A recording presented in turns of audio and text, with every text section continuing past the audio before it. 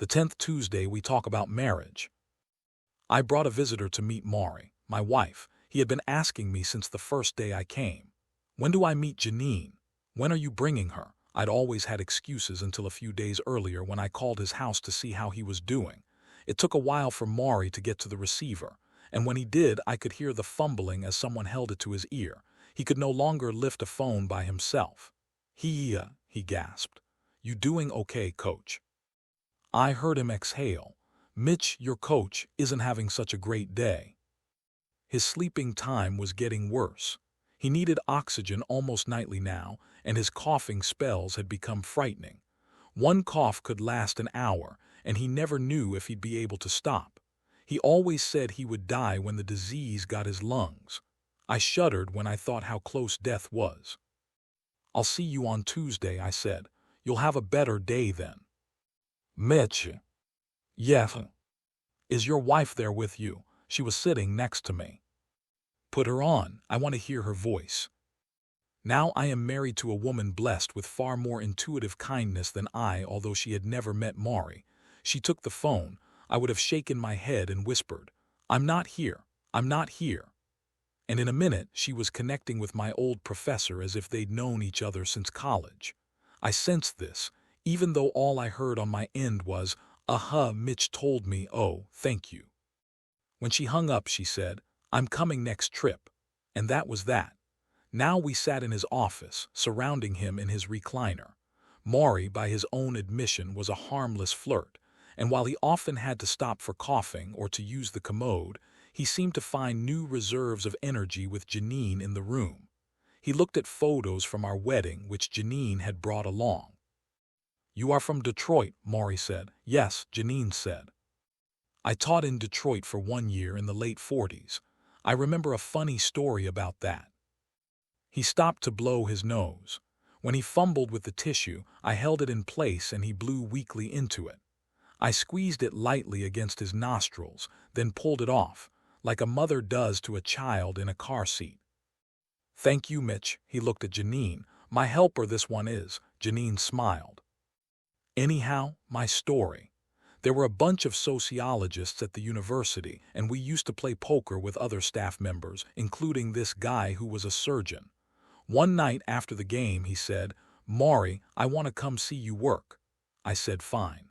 So he came to one of my classes and watched me teach. After the class was over, he said, all right now, how would you like to see me work? I have an operation tonight. I wanted to return the favor, so I said okay.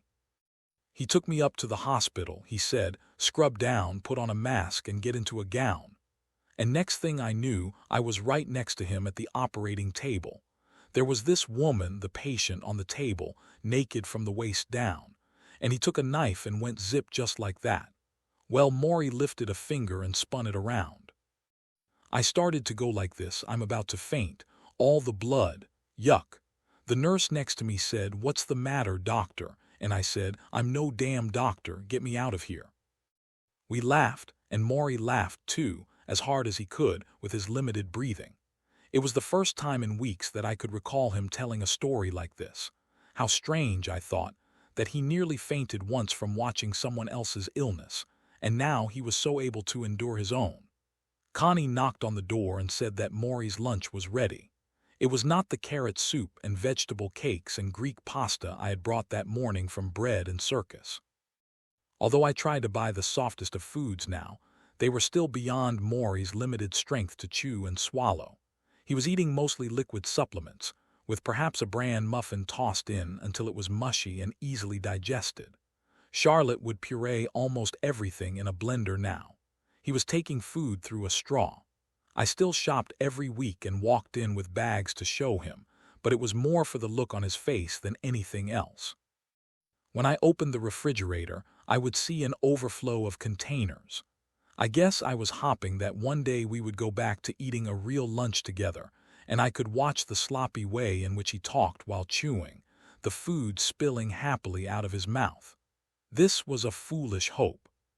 So Janine, Morrie said. She smiled. You are lovely, give me your hand. She did. Mitch says that you're a professional singer. Yes, Janine said. He says you're great.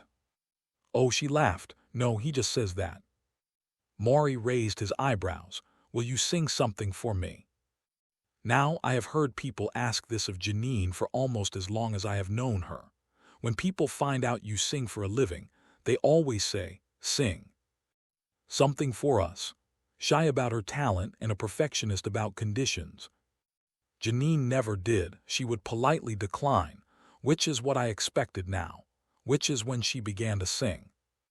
The very thought of you and I forget to do the little ordinary things that everyone ought to do.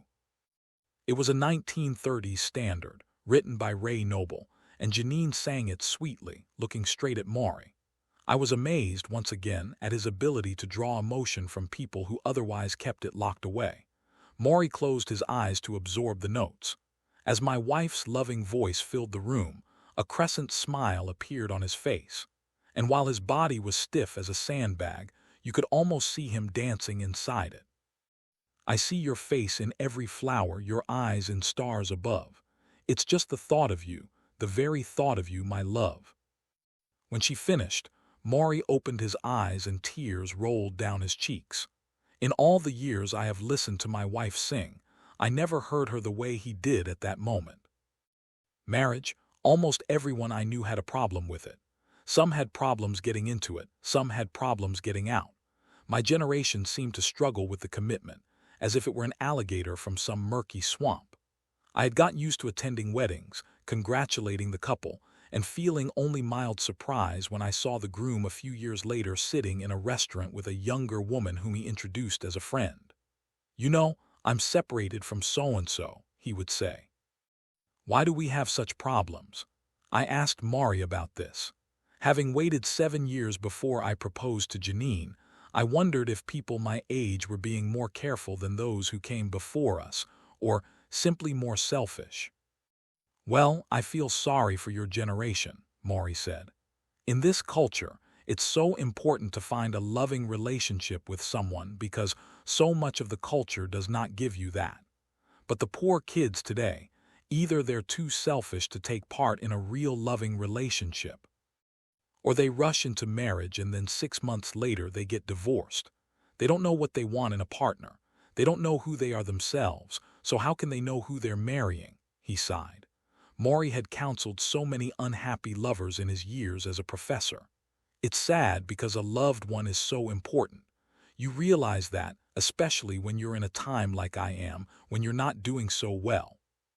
Friends are great, but friends are not going to be here on a night when you're coughing and can't sleep and someone has to sit up all night with you, comfort you, try to be helpful. Charlotte and Morrie, who met as students, had been married 44 years. I watched them together now, when she would remind him of his medication, or come in and stroke his neck, or talk about one of their sons. They worked as a team, often needing no more than a silent glance to understand what the other was thinking. Charlotte was a private person, different from Morrie, but I knew how much he respected her, because sometimes when we spoke, he would say, Charlotte might be uncomfortable with me revealing that, and he would end the conversation. It was the only time Morrie held anything back. I've learned this much about marriage, he said now. You get tested. You find out who you are, who the other person is, and how you accommodate or don't. Is there some kind of rule to know if a marriage is going to work? Morrie smiled. Things are not that simple, Mitch, I know. Still, he said, there are a few rules I know to be true about love and marriage.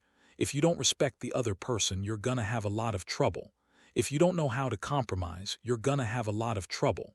If you can't talk openly about what goes on between you, you're gonna have a lot of trouble. And if you don't have a common set of values in life, you're gonna have a lot of trouble. Your values must be alike.